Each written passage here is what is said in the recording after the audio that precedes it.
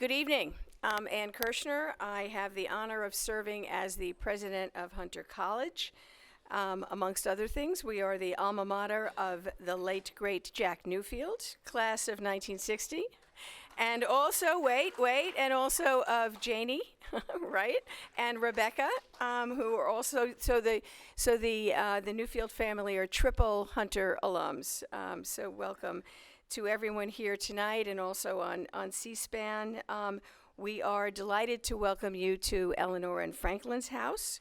And we're delighted that you're going to be here tonight to help us honor Jack Newfield's legacy of progressive politics and courageous journalism and ethos that he nurtured right here at Hunter. I'd like to start with thanks to Janie Eisenberg for her support and guidance in creating this lecture series in Jack's name. Harold Holzer, from whom you'll be hearing in a moment, has told me so much about your longstanding commitment here and your dedication to this program. And from everything I've heard, it's really made an incredible difference to the students, to the public through civic engagement, and in perpetuating Jack's impact on yet another generation of admirers. Let me also add my acknowledgement of Ronnie Eldridge and the entire Breslin family. I know the Breslins are well represented. Maybe you'll just wave. All the Breslins wave. I'm not seeing any waves. Breslins, wave. Okay. There's a lot of you. It's a genuine honor to welcome all of you. There was a time in New York, and it lasted for quite a long time, thankfully, when our values and interests were represented and safeguarded by Jack Newfield and Jimmy Breslin. It was a time when anyone and everyone who threatened the common good found themselves in the crosshairs of those crusading journalistic giants. You already know that Jack was a Hunter graduate, and I'm told that he once said that his most important campus experience came as editor of the school paper, the Hunter Arrow, which helped to launch his career. One of the articles he wrote for the Arrow about civil disobedience earned him a nickname, the Trotsky of Tremont. Clearly, Jack wasted little time in using Hunter as a launching pad to establish his reputation. And it's also where he developed his famous journalistic credo: the point is not to confuse objectivity with truth. The point is not to confuse objectivity with truth. I think that's a really important thing for us to remember these days. And both Newfield and Breslin were, if nothing else, truth tellers. This is going to be an extraordinary program, and to introduce it, let me turn you over to the director of Roosevelt House, Harold Holzer. Thank you, Anne, and let me add my welcome to all of you, not only to the Newfields and the Breslins, but to the Library of America and its publisher, Max Rudin, who is here this evening because this Newfield lecture is focused on a specific volume, the just published book, Breslin Essential Writings, which features more than 400 pages of the newspaper columns that for decades, Jimmy Breslin made essential reading every morning of our lives. And just a personal note, Ronnie, it's always a joy to see you. We've known each other for more than 50 years, and almost as long as I've known Janie. I've known Janie longer, but not by much. And it's particularly meaningful to have this program back inside Roosevelt House, where FDR ran 2 gubernatorial campaigns and 1 race for president, and where he conducted his White House transition just 3 floors above us, and there built the foundational building blocks of the New Deal. And this is where Eleanor launched her public life as an activist and reformer as well. We have some very special guests here. I just want to acknowledge our board member, Dorothy Samuels, who is here today. And it's an honor to welcome 2 great authors, Robert Caro and Ina Caro.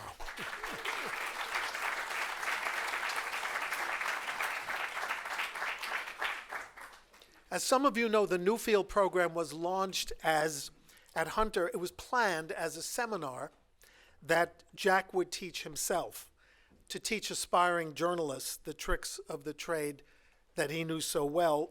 Tragically, Jack left us too soon, but in his name, Hunter launched a Jack Newfield Fellowship program. And thanks to the generosity of Janie and the dedication of the Hunter Fellows who taught here in the Jack Newfield tradition, we had courses taught by Wayne Barrett, Errol Lewis, Karen Hunter, and Tom Robbins, among others. Then we came up with this way to refresh and perpetuate the program by transforming it into an annual lecture, starting 6 years ago now with Maggie Haberman, who's actually done the program twice, and we've had Nick Pileggi, and then we had one program dedicated to Wayne Barrett's legacy as well. So tonight we're remembering Jack's contemporary, Jimmy Breslin, who I knew a bit, and I was the subject of many an early morning call to tell me how worthless I was and how awful I was. Held the phone out like this. But the genius, I learned actually from those calls. And the genius was on the page. And now the best of the best are back again in this phenomenal volume. I was just reading, just flipped to a Bernie Goetz column today and how brilliant it was. Bernie Goetz for mayor. It was it was obviously sarcastic, but it was brilliant. And you will have the opportunity, all of you, to pick up a copy of the book and get its editor to sign it after this event. So we're proud to welcome two amazing journalists to talk about Breslin on our stage. Dan Barry of the New York Times is a legendary columnist in his own right. He's won such honors as the Mike Berger Award from Columbia, as well as an American Newspaper Narrative Award. His previous books include This Land, America Lost and Found, a collection of his This Land columns from the Times, and City Lights, a compendium of his About New York columns. And he was also, as I said, the editor of the new collection, Breslin, obviously an inspired, though obvious choice to do this because of his own reputation and focus. Joining him to remember Jimmy is Michael Daly, who spent years as a columnist for the Daily News working alongside Breslin. More recently, he was a staff writer for New York Magazine, and now he serves as a special correspondent for the Daily Beast. His books include New York's Finest, Stories of the NYPD, and Hero Cops Who Saved the City. So this is like a quartet of dreams, right? It's like a scene from the front page. Newfield, Breslin, Barry, and Daly. We will hear them in conversation. They will take a few questions, and again, afterwards, we'll meet upstairs to celebrate Jack and Jimmy Breslin in the Four Freedoms room. So please join me in welcoming tonight's Jack Newfield lecturers, Dan Barry and Michael Daly. I also want to say that this program was put together by the son of Wayne Barrett, Mac Barrett, and just a shout out to Wayne Barrett, all right?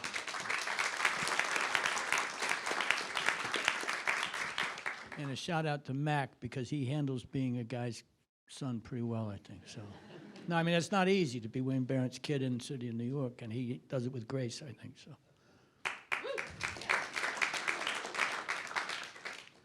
So what do we talk about?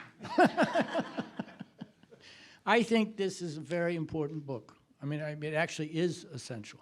I mean, if, you know, the many times that JB would call up and say, JB #1 and hang up, or say, I'm big and hang up, I would sometimes forget that he really was big. He really was JB #1.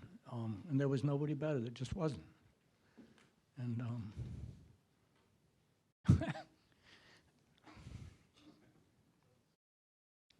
I have to tell you, I miss him so. Even though my kids would always go, it's Mr. Breslin. And then when you look at this, I mean, when I got asked to do this, I said, I know, President, I don't got to prepare for this. And then Matt called up having half a heart attack, wondering if I'd read the book and all this stuff, and then I hadn't. And then he came and got me a copy, and I read it over, and didn't just remind me all I knew about JB, but it reminded me of things I had not fully realized. And I think that even if you've read everything he wrote as he was writing it, it's really important to do it now. And there's one line in one of his columns where he talks about when the past becomes important. And I think that's where we are now in history. And the past is important because we have to look back for some guidance as to how the fuck did we get here. And JB is a pretty good guide to that. So, I mean, that's my overview anyway. I think Dan has specific things he wants to talk about the book. I'm probably driving him nuts here. And I think we're done. I was very honored to ask to, go through Breslin's writings, and I have to give a shout out to Dan Flores. He had put them together many years ago, and so a lot of these columns in the collection are from the Herald Tribune, and they really show Breslin. At that time, he was writing 5 days a week, and Frank Kleins once told me if you hit 2 out of 5, if you hit 400 with your columns, you're doing pretty well. Breslin was hitting 800, at least 800, 5 days a week. Each one was like a short story. And I was blown away, quite frankly, and reminded of why, when I was a kid, every morning my father would not say, "Good morning," or "I love you." He would throw the paper at me and say, "Read Breslin." That's all. I guess that was a form of love. It was. It was. And so I've said this before, but I was really struck going through the columns by one thing in particular, well, many things, but everyone remembers the Gravedigger story, okay? Can we just kind of stipulate that as one of the greatest columns ever written, if not the greatest column ever written, and it's about Clifton Pollard, who made $3.01 an hour, and he's the man who dug the grave. And we can talk of John F. Kennedy, and we could talk about how Breslin came to that and how his sports writing experience led him to Clifton Pollard. But if you read the columns in the Herald Tribune, he first went to Dallas. He did this amazing story about Dr. Malcolm Perry, who was eating salmon croquettes at lunch, and suddenly he gets a call saying that we have an emergency. We have President John F. Kennedy on a gurney. And Breslin brilliantly captures what that was like. Then, of course, he does the Gravedigger column. Then he goes back to New York. And I came across a column he had written on Thanksgiving morning. So it's only a few days after Kennedy's assassination. It's Thanksgiving morning. If any guy deserved a day off, it was Breslin. But that's not how he was wired, I don't think. He knew there was more to tell. So what does he do? He goes to the Automat on 8th Avenue and 34th Street on Thanksgiving morning, and he describes these men, most of them living in rooming houses, living alone, and they have nowhere to go on Thanksgiving, and so Breslin is there. I just want to read you how he ends the column, if I can juggle it here. You want me to hold up for a minute? Yeah, thank you, There sir. you go. Go on, Monsignor. You would bless me with that? Thanks. So this is how he ends it. He says, outside 8th Avenue is vacant. A few cabs moved by, now and then a bus. The few people on the street were old and alone. There were some post office workers. They were paid yesterday, and they scouted around 8th Avenue for someplace open so they could cash the check. Otherwise, it was a vacant day in the Automat. Which was right. Yesterday was a day meant to be vacant. It seemed right to sit on Thanksgiving Day and put out butts in a coffee cup, and every once in a while have an attendant in white shirt and slacks reach past your shoulder and take crumpled napkins from the table. That's how he ends it. And the column never once mentions John F. Kennedy, never once mentions the assassination, but it's this beautiful, beautiful elegy and a reflection of how the entire country was weeping in their napkins. And so when I read that column, I said, I am in for this. So, Shows you how smart your father was. yeah. Let's talk about him. No. But you know, that column begins with him talking about how there are no ashtrays in the automat because they don't want you sitting there, right? So instead, everybody sticks their cigarettes out in the coffee cups. And so once you see that, I mean, come on. It's like beyond, you know, this is stuff that's written, you know, you write it, all right, it's gonna, a few people are gonna read it and then it's gone. But this is like, it's kind of like you see Leonardo da Vinci, you know, sketching something, right? He's just going to throw it away or something. But if you ever look at the sketch, it's got greatness in it, just because that's who he was.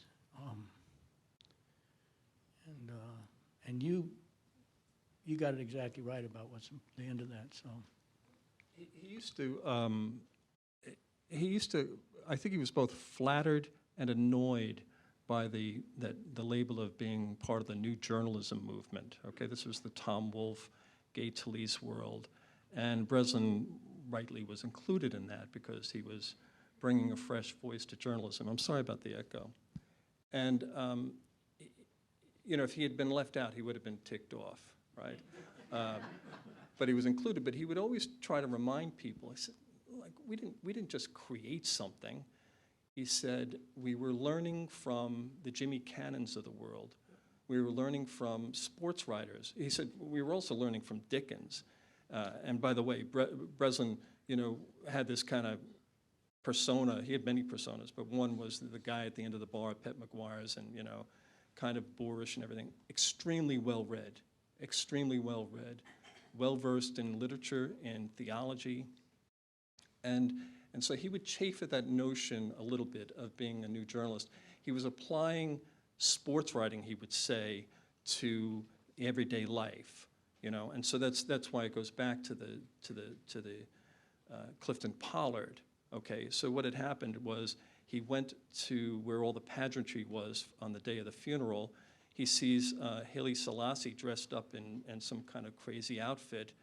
And he sees 3,000 journalists, and as he told Tom Robbins years ago, he said, that's death for me. That's death. I had to go. So then he has an idea, and he goes to Art Buchwald, a friend of his, and he says, I'm thinking of going to Arlington and seeing who the guy is that digs the grave. And Buchwald says, that's a good idea. That's a good idea for a column. And that's all Breslin needed, was the validation of someone else he respected. And so when he goes to Arlington, and when he goes to know Pollard, what he is really doing, right, is a sports writing trick, right? If Bobby Thompson hits a home run off of Ralph Branca in the 1951 playoff, right, everyone goes to Bobby Thompson. The story really is with Ralph Branca, right? Most people will recognize the loss and the humanity of that. And so that's what Breslin was doing. And that's his sports writing background, because he'd been a sports writer and an editor for many years. also sports is the essential of people. I mean, it's you know, your strength, your nerve, your desires, all that. And it's also, I think it's not for nothing that J.B. wrote a biography of Damon Runyon. Right. And one of the really admirable things about him is that that was an acknowledgement that I owe Damon Runyon, I owe other people. And, you know, the common impulse of great ones is to say, oh, I invented this. I mean, you know, this is me, I'm wonderful. And I thought when I heard he was doing that book, I thought, all right, JB, that's good. So. Can you please hold up your mic? Yeah, I'm sorry, I'm a mumbler. I'm a mumbler. I should go JB style here, huh? You're being spared imitations of Jimmy Breslin, so it's good. That's good for you. He was a very hard guy not to copy or emulate. I mean, you really had to consciously not like, oh, JB would do this. You had to be genuine. You got to go to what you want, what you think is important. And I think his lesson was that you're supposed to go with what is in you as a writer. And anyway, now I'm babbling. That's not the book. We're supposed to talk about the book here. No, I really, we all owe a debt to Mr. Berry because it's, You do. You do owe it. no, we do. No, I mean, I'm serious. I mean, and there's, it's just one thing after another that's like important to read, important to remember, important to see. And you don't got to be in the business to do that. You can be in any business, you know. And one of the things he picked was Jimmy writing about Donald Trump in 1990. And he talks about how Donald's secret was that he would return phone calls to reporters. The reporters go, Donald called me back. The Donald's on the phone. I got to go. Donald Trump's calling me. And towards the end of it, he talks about Trump's father, who applied what he calls the, he was raised by his father in the county of Queens. And these are the principles. Never use your own money. Steal a good idea and say it's your own. Do anything to get publicity. And remember that everybody can be bought. He wrote that in 1990. And here we are. So I think that the guy, that might be Breslin. Yeah. The guy, first of all, is a witness to history, isn't he? Okay, it's almost scary how he was always at a moment in history, okay? He's there when Malcolm X is assassinated. He goes to Selma. His columns from Selma during the march are just astounding. And what he does is he goes to a schoolhouse in Selma and looks at the books that, a segregated schoolhouse where the black kids have to go, and he looks at the books and sees that they're books that were old when he was a kid. Do you know what I mean? So then he's there and then he goes to Vietnam. The Vietnam stuff. Vietnam stuff is amazing. He is there for at the assassination of Bobby Kennedy. He's always there. His sense of history was always ever present. Then on top of that, there is the art of what he does. Okay, there is, you know, he's writing on deadline, and there was a great documentary about this deadline artist about Jimmy, and of course the great Pete Hamill. Shout out to Pete Hamill. So he's doing it on deadline, which is, to me, kind of astounding how good this stuff holds up. Michael and I were talking earlier about how, you said it, I'm stealing your line, about the permanence of it. He's writing basically throwaway stuff for a newspaper that's going to, you know, be tossed that afternoon. But when you read the stuff, it earns its place in being contained and celebrated and permanent in its own way. His stuff is that, quite frankly, that good. They're serial masterpieces. Yeah. Written in a moment. Yeah. He also had, you know, I don't know if you know this, but he could be a bully. I don't know. Does anyone know that? He could be tough. He could be unpleasant. And he once said he didn't really know. There were, I think, many Jimmy Breslins, right? And he would change them like suits if he ever wore a suit. And so I think in our mind's eye, we think of him from the Peel's beer commercial or something like that, you know, the good drinking beer, that guy. So we did a Breslin imitation, sorry. But, you know, that went only so far, I think. And what I was also struck throughout this is his heart. His heart. He has a huge heart. Ronnie told me that he would go to some horrible moment in the city's streets and write the hell out of it, report the hell out of it, and then have to take to his bed like he would go home and he would decompress. He would own what he had seen and heard of people who had suffered a loss, I think his heart is reflected in his columns about people with AIDS in the mid-'80s, when a lot of people and a lot of newspapers were really not addressing it. And he goes at it very early and right on. And here is one section where he visits a man in a hospital. When he looked up in the recovering room, he saw his mother and one of his sisters. A nun came and took them for a cup of coffee. He was in intensive care when a doctor walked in and began poking at his glands. He remembers saying to himself, "Is he giving me an AIDS exam?" His mother was there the next time the doctor came in. "You have Kaposi sarcoma," the doctor said. "One of them was on an artery. That caused your trouble. There are 10 or 12 more in there." "What does that mean?" his mother said. He remembers mumbling to his mother, "That is the cancer you get when you have AIDS." He and his mother looked at each other. Now the life he never talked about was part of the family album. That's pretty powerful stuff. And I could see why Jimmy would go home and take to his bed. It would really, you'd go on a story with him and you'd see it come in. I mean, the focus he had, and he would focus on the important things. And I knew what he was going to write, because I was thinking, okay, that's going to be the column.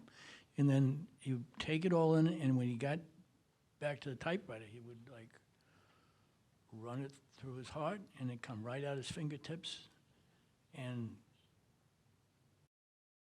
you could just hear it kind of coming out. I mean, Ronnie knows better now. You could hear it, right? When he was really going, you could hear it. It had a cadence to it. And that was the cadence of importance. And I think that he not just witnessed history, he like recognized it. If you look at this Vietnam stuff, I mean, everybody started paying attention to Vietnam with the Tet Offensive, right? Everybody says 68, that's when everything changed and all that. Look at Breslin in 66. Look what he was writing about young Marines. Look what he was writing about a Medal of Honor winner from Queens that later became, I think, his best novel, Table Money. But it was like he recognized what was going on.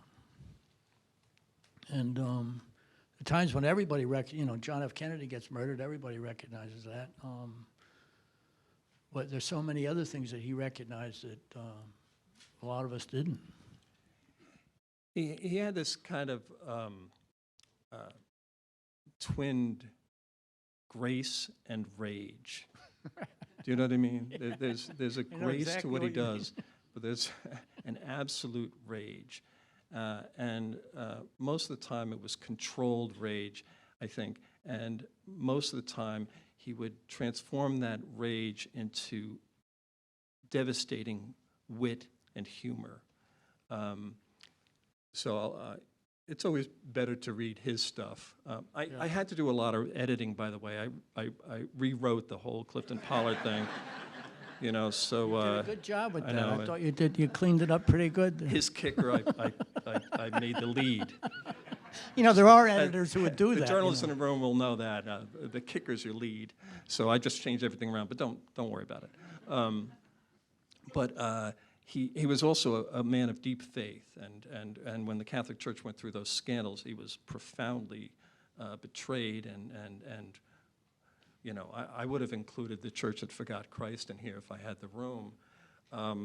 But back during Attica, Spiro Agnew had sounded off, and Agnew had said, "To compare the loss of life by those who violate society's law with the loss of life of those whose job it is to uphold it represents not simply an assault on human sensibility, but an insult to reason."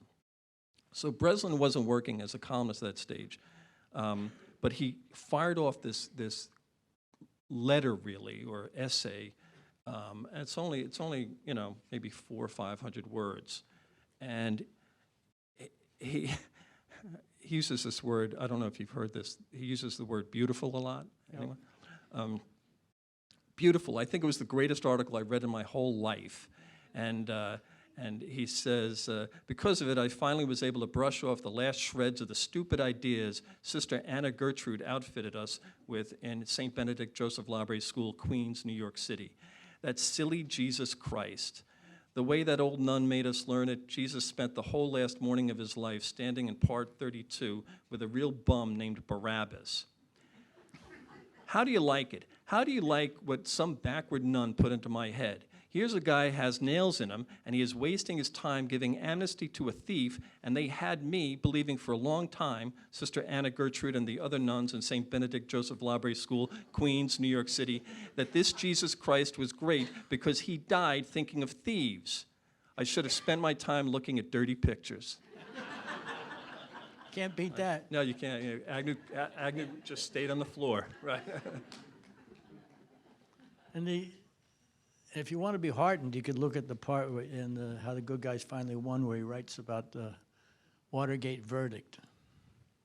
Guilty, guilty, guilty, guilty. And he just recreates that moment. And if you read it, you can say to yourself, well, maybe. Maybe we're going to be okay. He was just funny. I mean, and Trump, he talked about what the Trump's next book is expected, but it had to be edited with flea powder.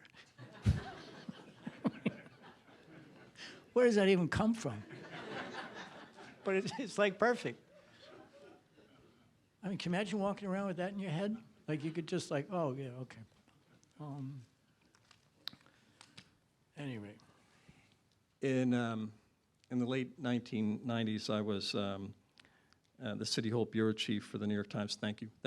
And I was covering a guy named, what the hell was his name? Giuliani. That's it, Giuliani. And during that time, there was a construction accident in Brooklyn, and an undocumented worker died in the collapse of the side of a building in Williamsburg. Now, I think I might have written about it, and everyone wrote about it, you know, and then we moved on. Not Breslin. What does he do, right? He sees it as an opportunity to take a look at labor law, at the Giuliani administration, at corruption, but also, and immigration, and also loss. And so Breslin, who, by the way, never learned to drive, right? We all know that. Rosemary was his driver or Kevin will say, Kevin was the driver. So, Rocket Man. Right. He gets himself down to Mexico, and he visits the family of Eduardo Gutierrez. Some of the most beautiful writing in this, and the writing is that twinning of grace and rage, right? He's furious at the loss of life and how this country had betrayed Eduardo Gutierrez, who for most other people didn't matter. And so he goes to Mexico and describes the funeral. But before that, he describes the collapse of the building. There was no swaying or quivering, no time even for warning gasp from somebody. An instant, a shrug of concrete and metal, and the floor under Eduardo went. Down Eduardo went, so quickly that he made no sound. Down went Alejandro and Lucino and Gustavo and two Angels and Juan. Down they went so quickly that nobody screamed. The third floor fell into the second floor, and the second fell into the first, and everything fell into the basement. The rear wall blew out, as did a wall that was supposed to be tied to the building. There was a cascade of cinder blocks and metal. What were supposed to be metal beams holding up the floors were as strong as aluminum foil. Eduardo fell face first into 3 feet of concrete on the basement floor and drowned. That is filled with rage and filled with beauty at the same time. You know, he's not letting anyone off the hook, but how do you not feel for Eduardo and Angel and all the other men? You know, if you ride the subway early in the morning, you ride the bus, the Q35 early in the morning, you'll see Eduardo's on there, and they're already exhausted at the end of before the day even starts.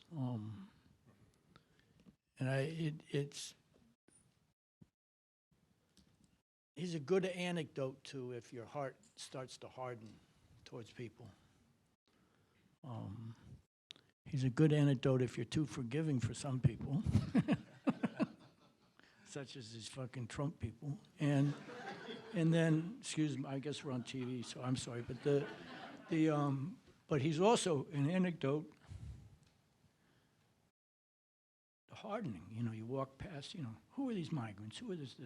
They're taking this, they're doing this, there's too many of them, there's this, there's that. And JB is your guide about how to do that. And I think one of the reasons he was so betrayed by the church was that it was supposed to embody all the things that he felt were important, that he felt everybody should recognize, that he felt should be in everybody. No, I'm babbling now. No, sorry. no, not at all, not at all. And yes, Mac. Okay. That's the signal for Q&A. So. I don't really care what they think. That's just Michael and I. He's DB number 1. So. I just very quickly, I was going to say that, you know, my anecdote very quickly is Breslin heard that I was going to Sloan Kettering for cancer, and I didn't know him. Of course, I knew him. He called me up and says, "When are you going to that place?" And I had no idea what he was talking about. I couldn't believe Breslin was calling me. And anyway, he says, "I'll go with you." So, okay. So I meet him on Broadway and 72nd.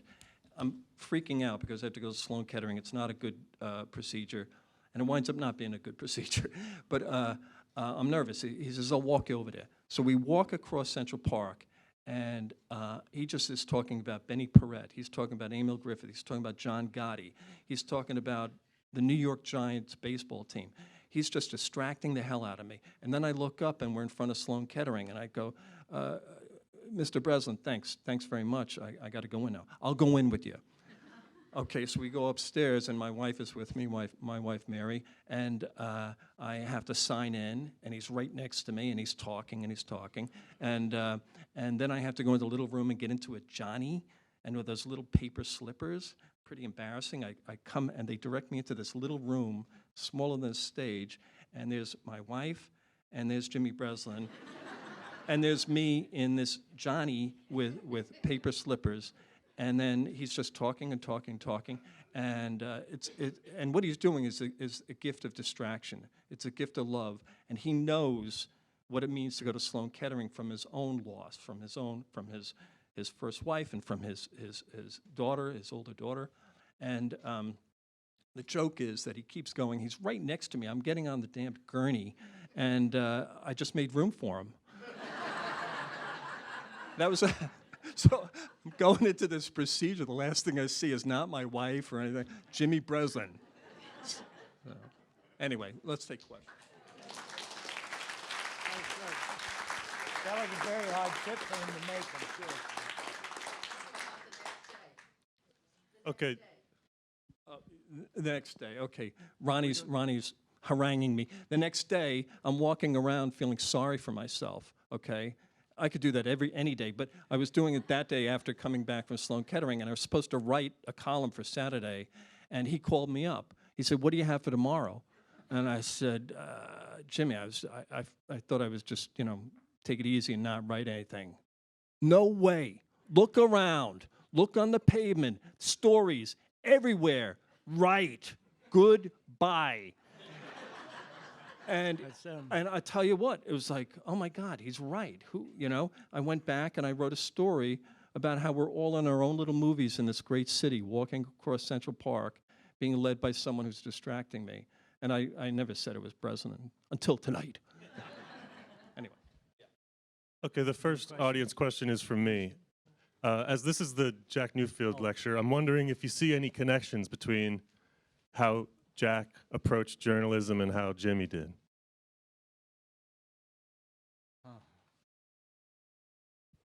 But Jack was definitely head on. It was like, this guy's a freaking crook. This is why this guy's a crook. This is why this guy shouldn't be a crook. These are the people who are hurt by this crook. JB was like, Jack was looking to make collars. He was he was like a cop out there looking to make collars. JB was like a detective, like what's going on, whatever it is. Jack wanted to go in, hit you in the head, and drag you in handcuffs. And he was always right about the people he wanted to. And it was never out of anything other than a sense of very clear and definite and brave sense of right and wrong, I think. I think they shared, a sense, they shared a love and an understanding for this city, okay? And when people betrayed the city in some way, those two were side by side in going after them. And we know that, it was City for Sale, that great book that Jack wrote with your dad, Wayne, about the shenanigans in Queens, but looking back at the entire Koch administration. And they shared, they were speaking for the rest of us about when our trust was betrayed, Okay.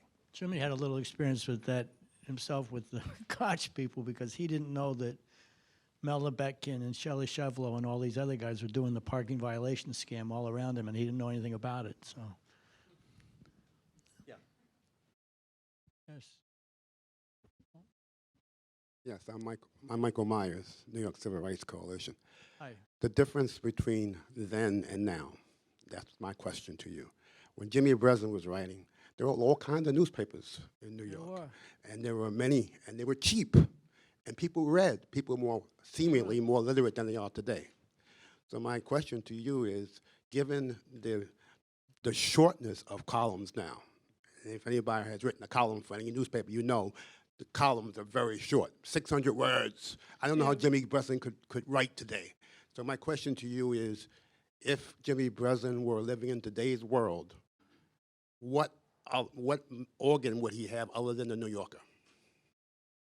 I think he finally would have succumbed and gone to the Times. It's like he used to always read the New York Times just so he could say it's unreadable. No, he did. Fucking thing's unreadable. Right? That's right. His last day on Earth, right? He read the New York Times to say it was unreadable, right? And then he asked Ronnie, "How do you make soup?" Ronnie, by the way, is one of the. She's a great one.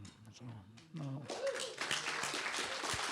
As was Rosemary the Elder, and JB had the great fortune of having two magnificent women in his life. So,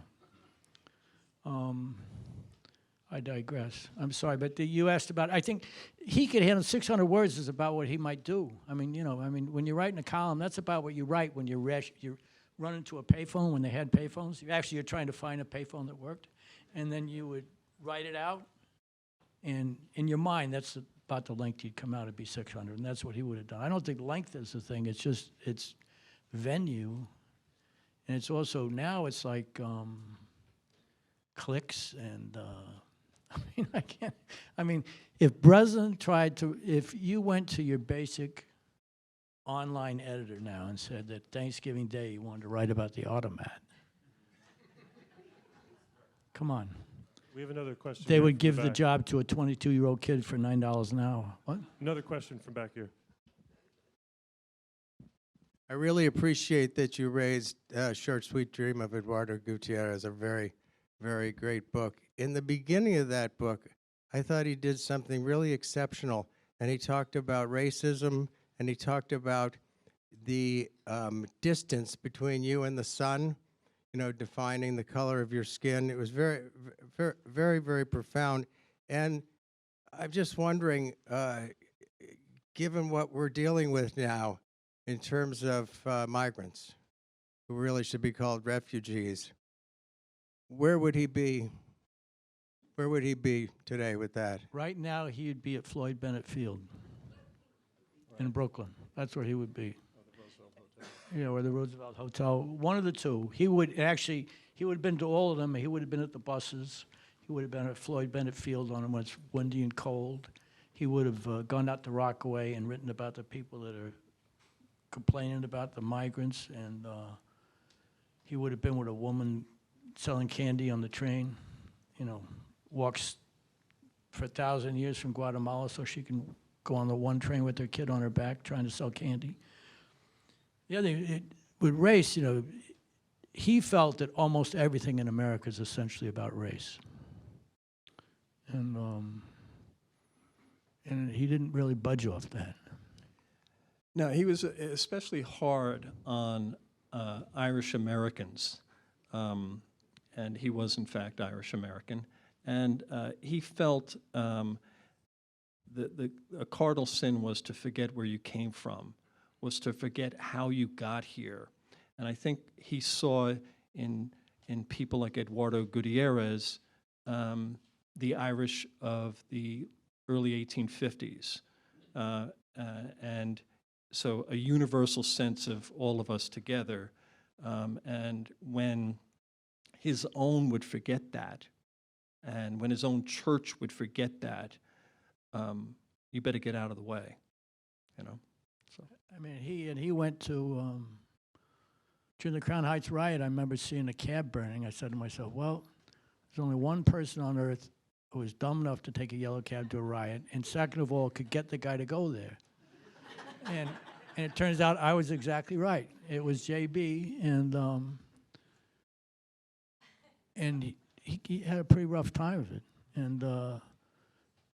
And some of his favorites from the NYPD Irish American crew said, how do you like all those, you know? But I'll tell you the thing about him, that he did not change the way he wrote about the poor at all. He was not one of these people that's, you know, kind of nice and liberal until they get hit in the head. He was more determined to be what he believed, because he was more determined to think about what happened here and why it happened. I'm babbling again, sorry, I do that. Any other questions? We're supposed to point, yes. Speak up. He needs a microphone here.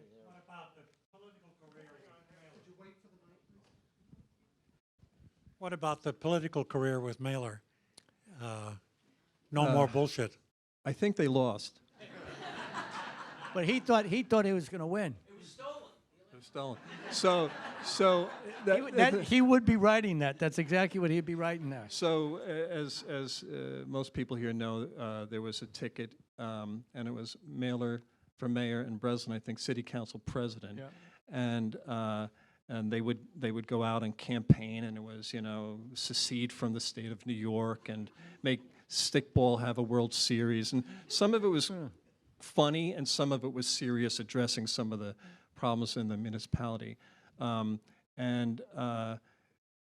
Mailer was a difficult running mate, I think. Yeah. And got drunk one night and was, like, you know, haranguing the crowd in the West Village and calling them pigs and everything.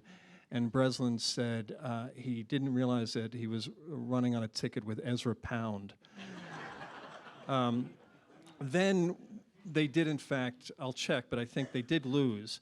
And Breslin was especially proud of the fact that he got more votes than Mailer. So. They were 4 out of 5. Yeah. They're 4 out of 5. That's right. That's right. Hey, Dan, first, thank you for the shout out for our HBO documentary. You just shouted it out yourself there. Yes, of course. That's JB good. That's style. a double shot. That's pretty good. JB style, right? He knew how to promote himself.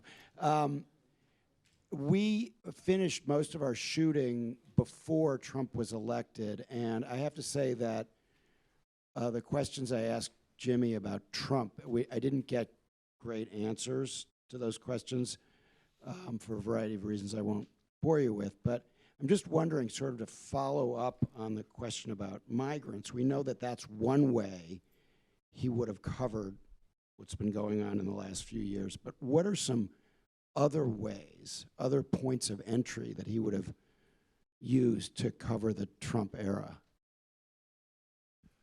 Well, he definitely would have written about soldiers. I mean, he recognized the Vietnam thing was going on, and we didn't do the right thing about those guys in Iraq and Afghanistan. And when they came back, and then you got this. I think one thing he would have done, actually, I thought about him when I pulled up the draft records when Trump was eligible for draft. And there was the next kid, actually, he went in place of Bone Spurs. That kid got killed in Vietnam, and he's now buried out in Queens. And I think he was in, and I think that JB, I thought about him, I think he would have done that. I think he would have, he definitely would have gone back to Trump's old neighborhood.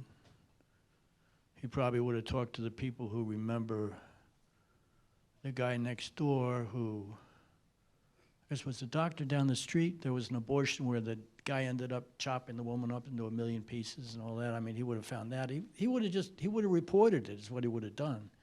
And I don't know, Dan probably has better ideas than me, but I just think he would have looked at what it was. And the other thing, I think the hardest question for any of us in this city now is that you've got otherwise decent working people who support this friggin' guy, who aren't bothered by some of the things he does and says, who still go for him. And, you know, I think he'd be looking at that. I mean, in some ways people would say, oh, those are his people. You know, I mean, that in a way they are, so. I agree with that. I also think that having read How the Good Guys Finally Won,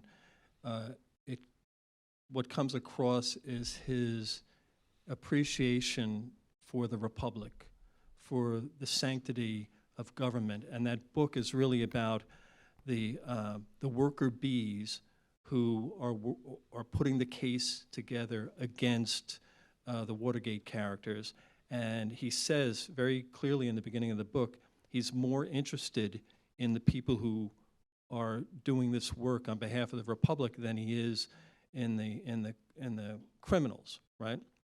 So then if you jump forward 50 years later and imagine what Breslin would have made of people storming the Capitol on January 6th, and then a few years later having some of those people who were charged with rioting singing the national anthem at a campaign event for Donald Trump. I think Breslin would have been all over that, and he would have been pointing out that this was a breach of of the Republic, and it shouldn't be celebrated. And he would have had a field day, quite frankly. I don't think he would have been short of copy. No, he would have noted that 17 of the 20 people in the D.C. jail at the time that song was recorded have been charged with assaulting police officers.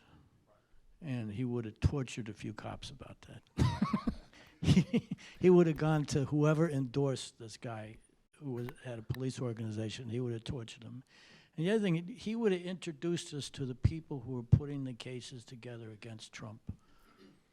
I mean, he would have introduced us to the good guys. And I think that we sometimes seem bereft of good guys. And JB was always good at kind of reminding you and introducing you to them. And I don't know. Michael and Dan have made this like a Breslin column, very personal and historic at the same time. So please, before we join our guests in the reception upstairs, please join me in thanking Dan Barry and Michael Day.